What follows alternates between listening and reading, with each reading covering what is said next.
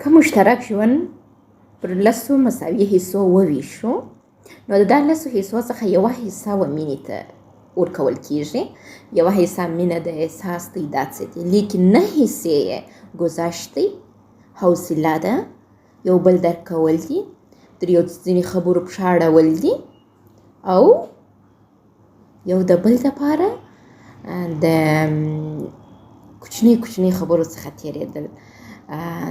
ځینې وخت یو هندی فلم دی، نوم یې ایر دی، وایي په غټو ښارو کې کوچنۍ خبرې کېږي.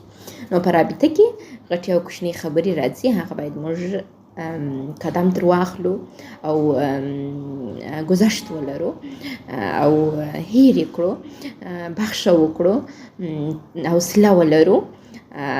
دا ډېر مهم دی په رابطه کې.